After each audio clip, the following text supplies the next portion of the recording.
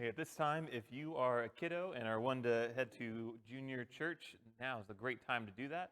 I might even encourage you to head out this door following Miss Donna. That's a great plan for you. Yeah, and if you want to go later on, that's okay too. But for right now, we're going to be heading over to the book of James, and that's a little different for us because we haven't been in James yet. So we're starting a new book. Don't worry, the plan is to finish this one out within about 2 months, maybe a little bit less than that. But as you're turning to James, I have a bit of a question for you this morning. You can see it on the screen here. We're going to be talking about the joyful life, and that'll be kind of the theme throughout James is not just the joyful life, but the fullest life. So here's a question for you as you're turning there. What is the happiest time in your life? The happiest time in your life? I wonder if you can think of a few different places and maybe get some to the top here. What makes it such a wonderful thing? What things were going your way that normally doesn't? Maybe who was involved in it? Where were you, of course? But as you're thinking of that and having it come to mind, I'm going to share mine. So in my third year of marriage, that's right, year number 3, still happy. In my third year of marriage, I got to spend my summer doing kids camps. And that wasn't my first summer doing that, but it was my first summer getting to do only that. And so every single week, I got to spend time with somewhere between 500 and 1,200 third through sixth graders sharing the gospel. And I loved it because I had, what's that called? Energy. I had energy. Um, yeah, I did not get sore, and I did not wake up feeling the way I felt today. Yeah, that was great. Every single day was a new gospel conversation, and I had lunch with kids. I played games with kids. I got to preach. I was the camp pastor. I got to encourage the kids' volunteers who came to camp with them, their parents, of course, and then the camp staff, a bunch of college kids. And so that was a blast for me. And to have my wife there, and then Adeline was only a year and a half old, the redhead sitting up here with me. And so we had 1 week off of the entire summer, and we happened to be in Panama City Beach.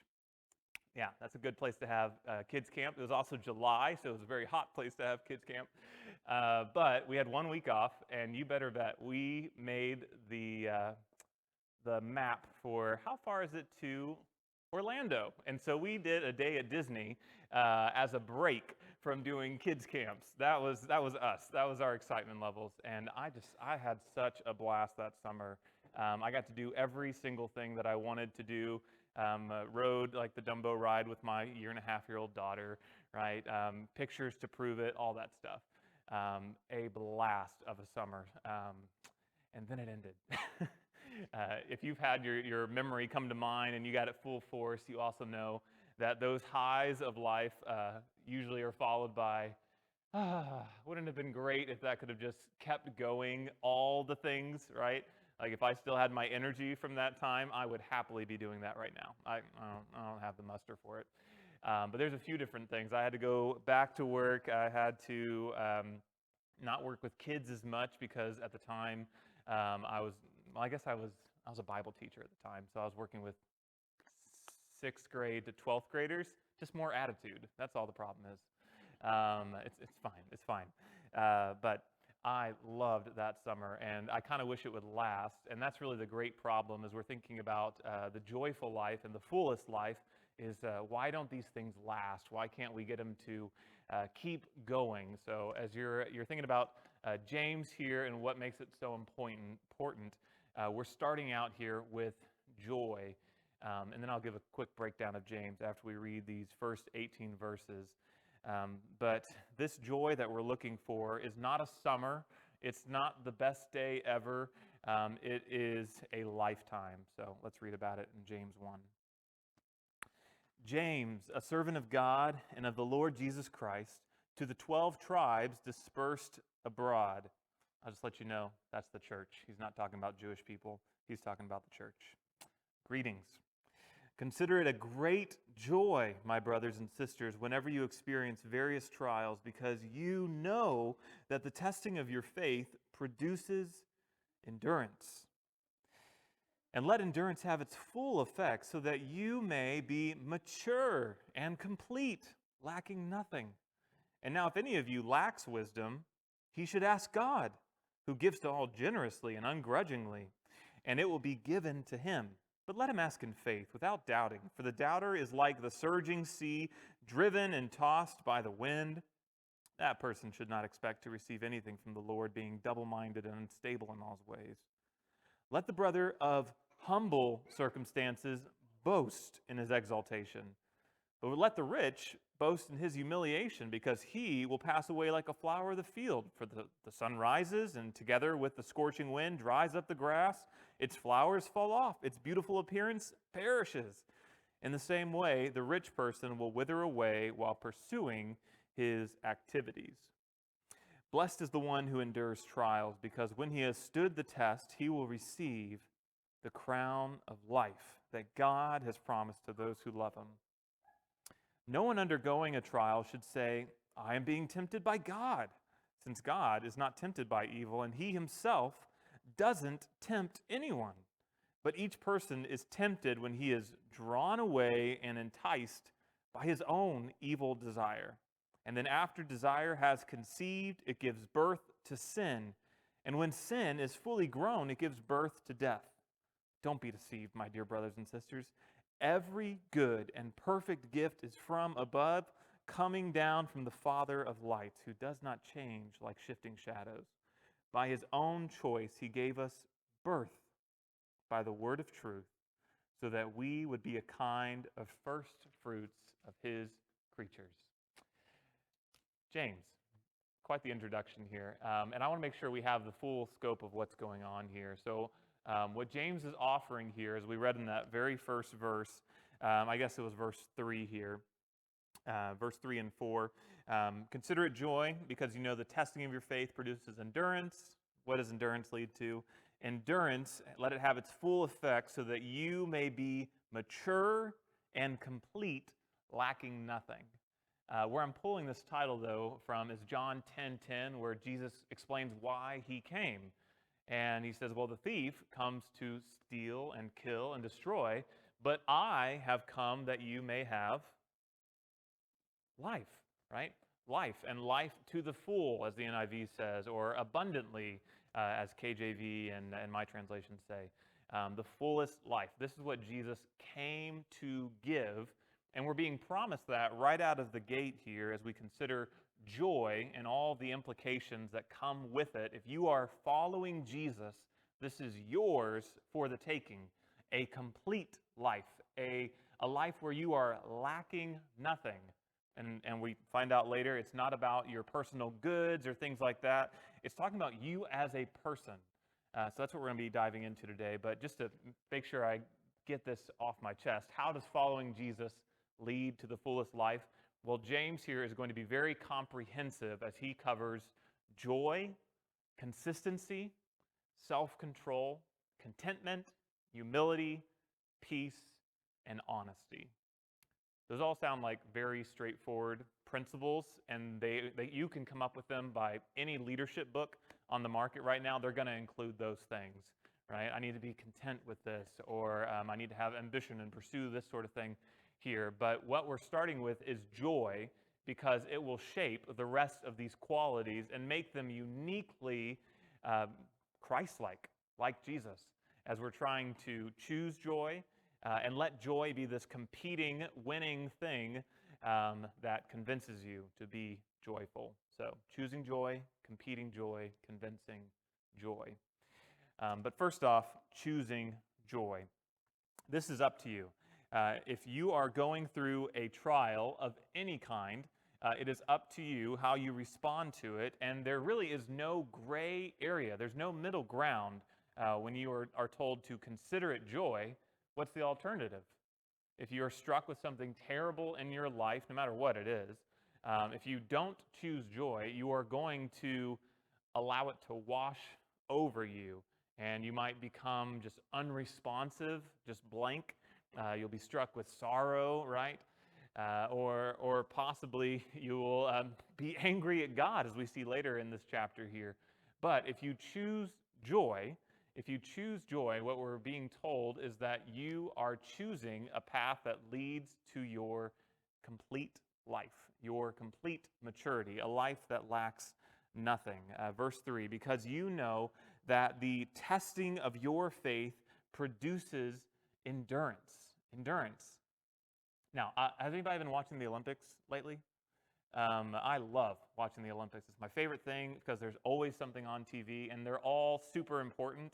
They're world-shattering things. I was watching Spain this morning have 3 different competitions at once, and they were all super awesome. But I thought about our U.S. teams because I watched them and be like, I know that person.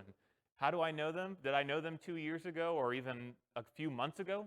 No. I knew them from the beginning of July because that's when NBC started showing the trials, the American trials, where the fastest people in the world, the strongest, most athletic people in America were competing against other Americans. That was the trials, is they were competing against one another so that they got to say, I'm the best. But more than that, if you watch these trials and then watch the Olympics, you see that all these people got faster, got stronger. They were able to throw whatever they had to throw further, right? It's this whole thing where because they went through the trials, they went up with people who were their equal and they had a slight edge. They actually got slightly better. Every single time that they went through one of these trials, it was like a challenge for them to say, I'm either going to lose this competition or I'm going to continue to choose to train, to press forward, to trust my coach and his leading. There's a college kid who had never competed before but showed up for the trials for the 100-meter men's run, and that was his whole credit because he'd never done anything like this before. He'd done high school and a little bit of college, but he got himself a coach, and for 6 months straight did nothing but listen to whatever his coach said. And so as he's about to sign the thing and say, all right, I'm an Olympian now, he gave all the credit to my coach said whatever, and I said yes to whatever. And that's how I got here. And now he's in Paris. He's competing in the games, I think, this morning. I don't know. But it's just so amazing how this is really the path and the effort and the product of trials if you choose to let it be. Endurance. You're growing in the way that you face things. And you think about the way life has gone. Has anybody felt that life has gotten easier as the years have rolled on? Like show of hands, anyone got the easy life now? It's like, I finally arrived, yes! I don't know what that's about, but for whatever reason, it seems like life has only gotten harder. How are you able to keep going right now? Well, what James is trying to tell you is that you, at some point or another, chose, I want this end result, and so I will persevere. I will keep going. And so as the challenges in life increase, now you're facing Olympic athletes from all over the world. Now you're facing the fact that not only has your parent passed away, but one of your siblings has passed away. You're facing the fact that your kids now want nothing to do with you. If maybe your kids just plain don't listen to you. Why don't you guys ever listen? I remember when you were obedient, right? Whatever the trial is, they are massive and they are growing. And the only way that you are able to persevere is if you have chosen joy, because God is doing something in you. The Olympic athletes, they won a gold medal. Nice. You have gold. Congrats. There are people who have gold who are very unathletic and have a belly to show it too, right? But they got gold. That gold will disappear, as we'll talk about in just a second here. But this right here, the endurance, the ability to face life at all points, through all circumstances, is this ever-increasing joy because God is sustaining you. I love this part because it's so easily missed in verse 3. Because you know that the testing of your faith produces endurance.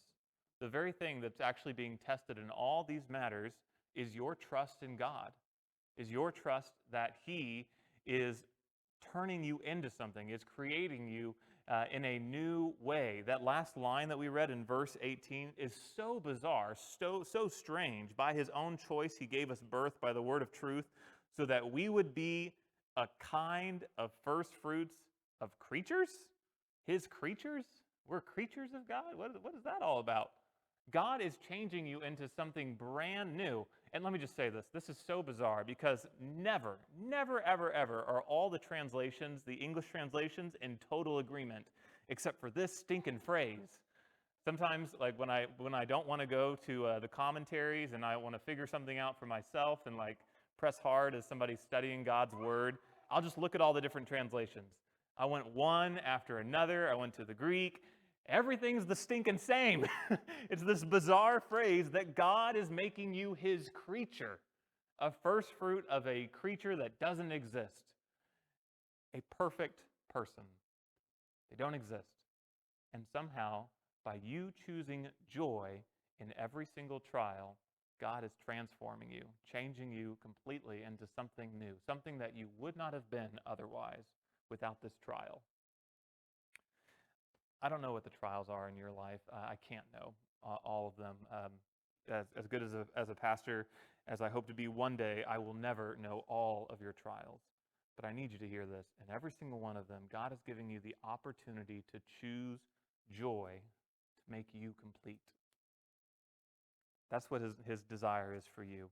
And what's more than that is he lets you come after him. It's like, well, I don't know how to make this a joyful thing. Someone just died. Like, I can't pay my bills. My kids never listen to me. It seems all these people hate me. My work is terrible. It's in the trash can. I can't get out of this heap. Verse 5, if any of you lacks wisdom, he should ask God. That seems simple enough. It's not, but it takes this humility that says, I'm not the one who has lived a perfect life, and yet Jesus has. How did he do that? What kind of wisdom did he have? Luke 2:52, Jesus grew in stature and wisdom and favor with God and man, right? How did he do that? He pursued God. At every single time that he faced a trial, like, how do I face this? One of my 12 closest followers is betraying me. How do I make this a joyful thing? Hebrews chapter 12, right? For the joy set before him, he laid down his life, right? This is the life that we've been given, is a life that says you won't figure it out on your own, but you can go to God every single moment and say, help me choose joy. Help me to know what wise path, what discernment I need to make this a thing of joy. What are you doing in me? What are you readying me for? What trial am I not seeing coming down the line that I need to start preparing for, that you are preparing me for, if I choose joy right now? That's the Christian life. It's one that seemingly is driving us again and again towards God. And I think this gets emphasized in a way as we start competing this joy that comes from following Jesus as compared to the rest of the world. So what we're presented with first is, all right, let's talk about a big trial. Money. This translation uses the word the brother of humble circumstances. This is talking about somebody who is not only broke, but is shameful in society, right? They are looked down upon. They might as well be another dog in the street. And one day, there's this thing that's going to happen, and you are going to be exalted above the heavens. You're going to be turned into this crazy, perfect creature that is what a human was supposed to be all along. And you are going to be exalted like nothing else. The rich person is going to have the same thing happen to them.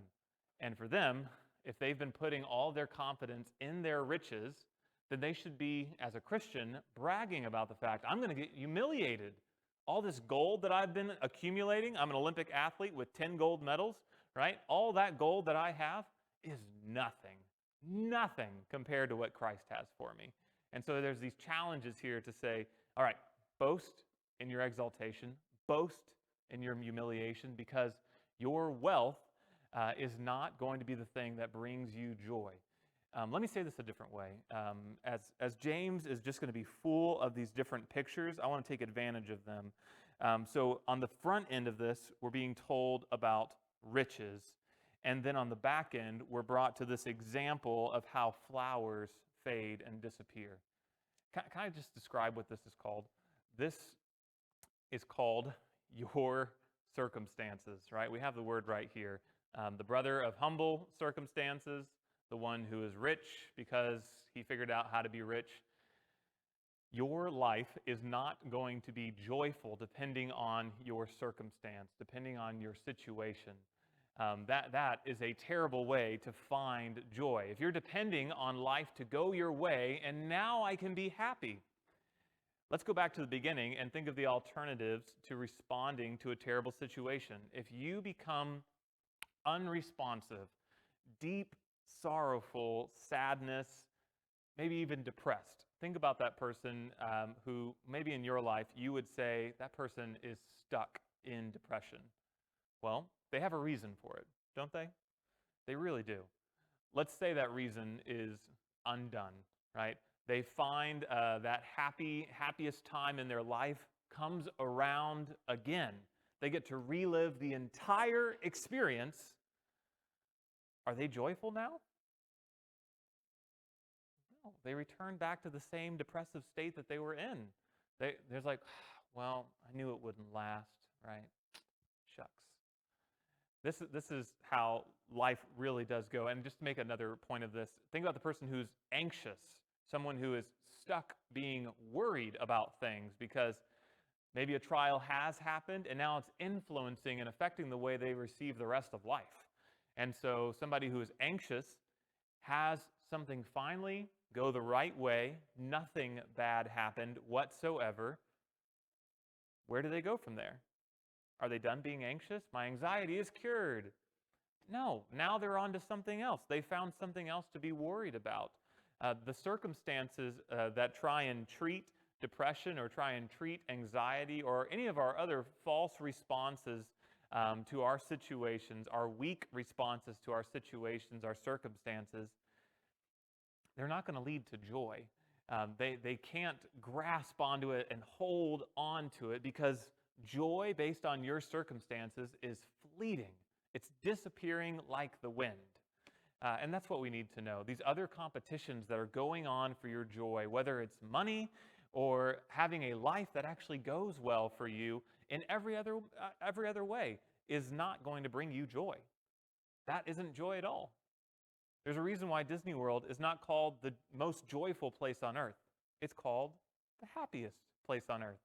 You're happy while you're there, and then you realize you spent all this money, and the moment's over, right?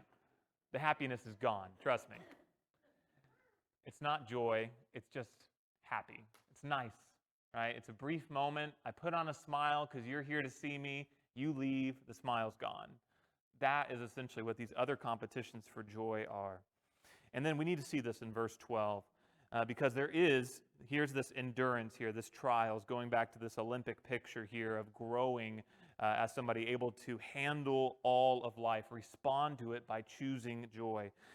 Blessed is the one who endures trials because when he has stood the test, he will receive the crown of life that God has promised to those who love him. Things just got very serious.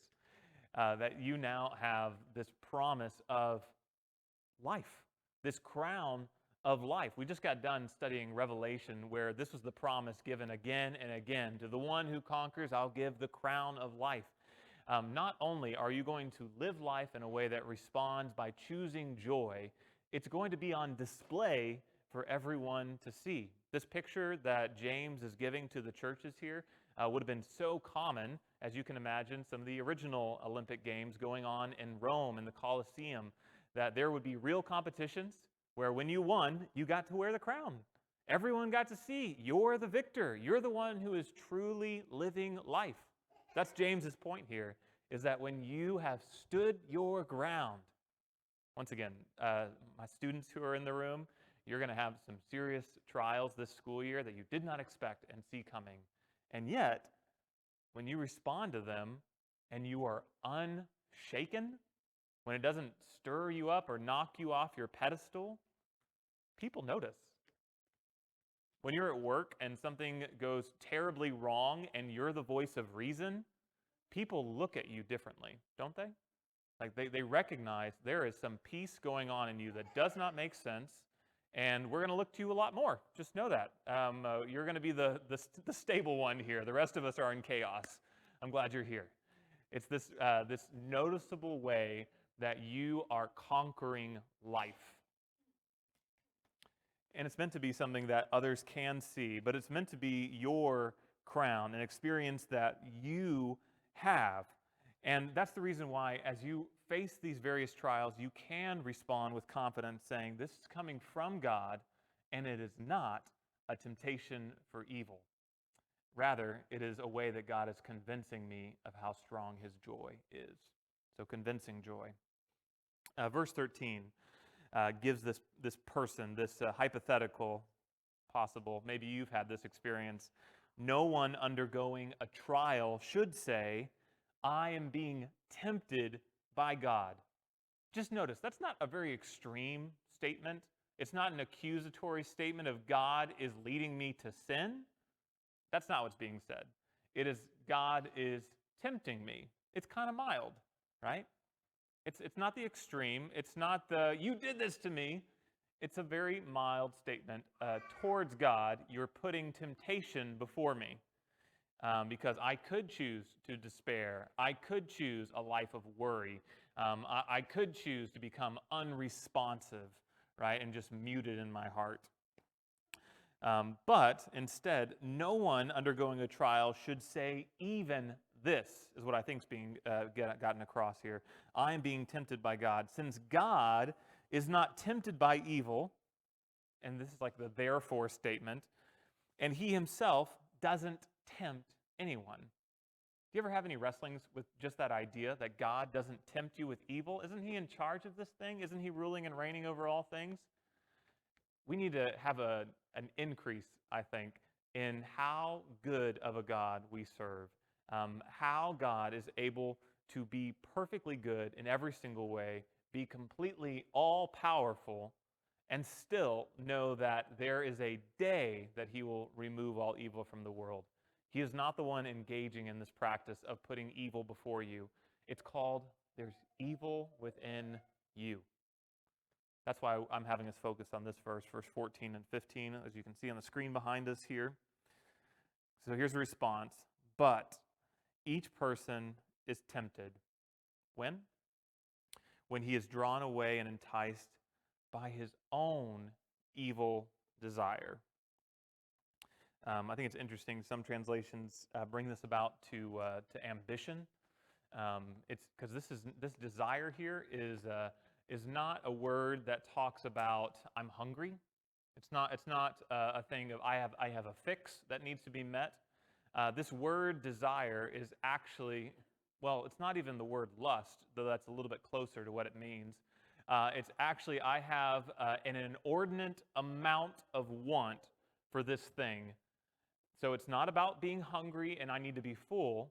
It's saying I want beyond what I can even have. That's what this word really means. Then after his desire has conceived, it's saying, I want this so bad, it doesn't make any sense whatsoever. I'm not going to have any delight if I get what I want. I want more than what I can hold. That's this word, desire. So after his own evil desires have enticed him. And then verse 15, after this desire has conceived, it gives birth to sin. And when sin is fully grown, it gives birth to death. So here's the alternative as we're really considering here. All right, so we have this option of joy before us, and the alternative is despondency. The alternative is anxiety. The alternative is blaming God. Now we finally come to it. It's God, you did this to me. Here is the reason why so many of us are not joyful, is that we refuse to recognize that we are the ones refusing joy. We are making something else the thing that gives us joy, and it's something we'll never be able to hold. Because if you actually give yourself in to this overt desire, this beyond necessary desire, you won't be satisfied. So here's a strange statement for a Sunday morning. Do you know that song by the Rolling Stones, Satisfaction? Yeah, you know the chorus. I can't get no satisfaction, right? He's right. He's right. There you go. Rolling Stones is right. There's your Sunday morning quote of the day. Rolling Stones is right. You can't get satisfaction because the thing that you are desiring cannot be held in your hands. That's what sin is. If you have a hard time wrestling with sin or even talking about why sin is such a big deal with your friends or family members, this is the place for it, is that you are enticed by something that you can't even get. And yet it's promising you joy. And I think you've experienced this before. We've all been through this experience where we have said, I really want this thing. And you finally go after it. You give in, right? You're enticed by your own evil desire, and you go after it. And it doesn't fulfill anything. If anything, you actually realize the emptiness that you've had all along and how shallow it is. But this is really what addiction is. This is not just about drugs. This is about success in American culture. This is about having the family, the nuclear family, and being that Norman Rockwell painting that we saw from the 1950s, right? It's this idealistic way of living. That's what we want. We want these things that we can't hold, these things that don't actually exist. And they will never bring you joy. They won't bring you joy. They can't, because you can't hold them. So what's the alternative here? And I love the parallel here. I don't know if you guys realize this. I love grammar, and this is such a parallel here as you look at how God has done this. So glance again with me at verse 18, and then we'll talk about and we'll conclude with this every good gift. But verse 18, look at this parallel. By his own choice. Whose choice? God the Father here. By his own choice, he gave us birth by the word of truth, so that we would be a kind of first fruits of his creature. Just notice the parallel here. So God gave us birth. What kind of things do we give birth to? Sin. That's what we give birth to. If we have our choice, if we have our desires met, we'll bring about sin. When God has his desires met, and I love that this is actually the same word being used, because God has this want for you, but it will be satisfied. And he wants you so bad that he has given this word of truth, his word, the very word about Jesus Christ, the life that is perfect, that you can't achieve on your own. He's giving it to you. He's creating you by his word to make you brand new. I love this parallel here. But see the focus and the stuff in the middle here. This is a little bit like the letters in Revelation, how we kept getting closer and closer to the middle. That's what this structure is. It's so great. So here's the main point, verse 16 and 17. Don't be deceived. Don't be tricked into one of these fake, false, empty joys. They will not last. Verse 17. Every good and perfect gift is from above, coming down from the Father of lights, who does not change like shifting shadows. Oh, man, it's so good. I know that this verse has been applied to children, and children are great. They're wonderful. They truly are. But that's not what this is about. What is this verse talking about? Every good and perfect gift? What have we been talking about this whole time? Trials. We've been talking about trials. What if the circumstance that God is putting you through, the trial that you have experienced in life, is going to lead to this good and perfect gift from him?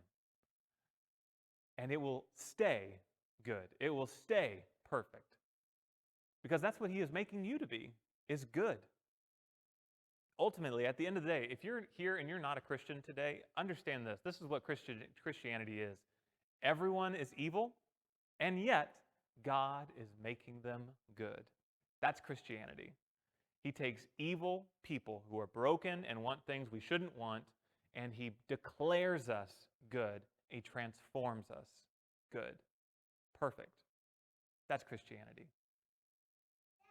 Because Jesus gave his life for us, because he has lived this life for us.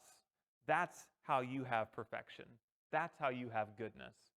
It's not going to be something that you achieve or something that you find on your own. It's found only in the person and work of Jesus Christ.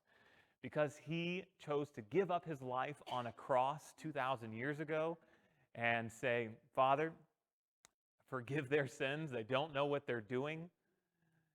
You can be forgiven. That's Christianity.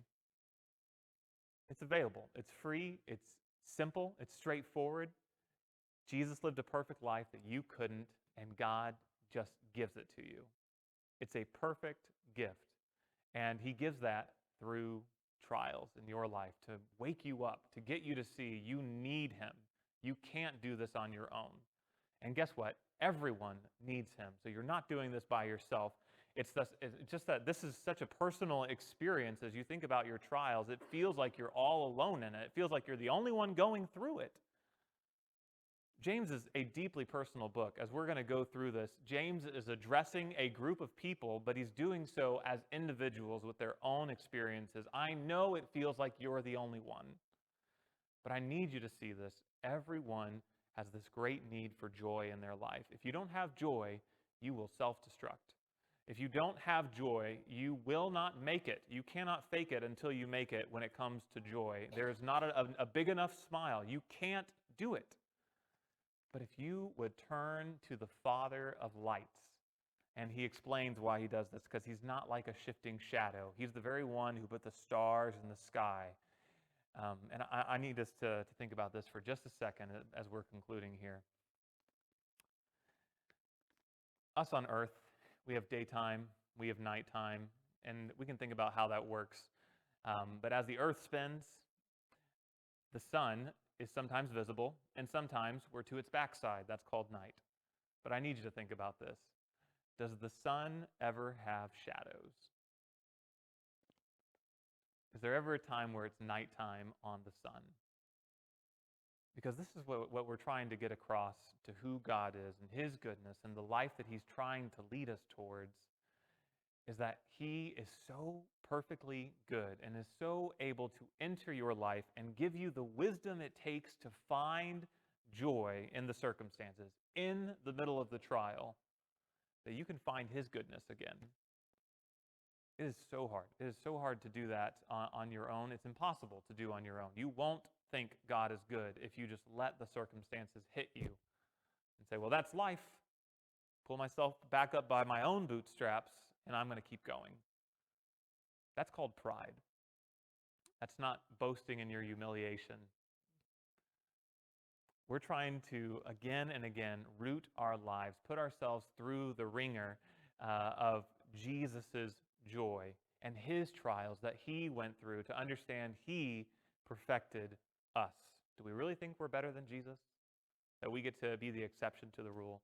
And I'm not trying to beat us up here, but I want to make sure that we don't miss this, that we have to start with this. The rest of the life of your life will fall into line if we start with this. We choose joy in every single circumstance for the goal, for being complete, mature, lacking nothing, to receive the crown of life. That's the life that we want. It's the life that ultimately God is saying that one day we will be a new creature. So, have you chosen joy? In just a second, we are going to take communion, and I feel like this is a difficult thing for us to recognize what's going on here and what this has to do with joy. But we're doing this exact same thing every time that we choose joy. is we are, in a sense, proclaiming that Jesus has done for us what we could not do for ourselves, that Jesus went through the sufferings that sin should have brought onto us, and he took it on himself. And so, as we're about to take the body here, there's no magic power in here. This doesn't transform you in and of itself. It's a reminder. It's, as we would say in tradition, it's a memorial. It's a way that we don't forget that Jesus went through the cross for us. And so this is you putting yourself through the cross to recognize here's how you receive joy, is remembering what Christ went through. He suffered on your behalf. His body was broken for you that you could choose joy. Would you take the bread?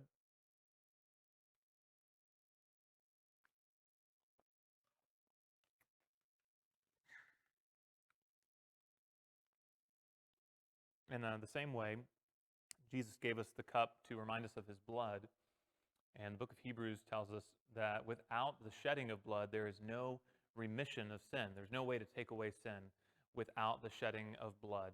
And so Jesus poured out his own life for you, for me, that we could know without a shadow of a doubt we have the Father of lights. He has given us himself, this good and perfect gift. It's ours to choose joy again and again because Jesus has shed his blood. Would you take the cup?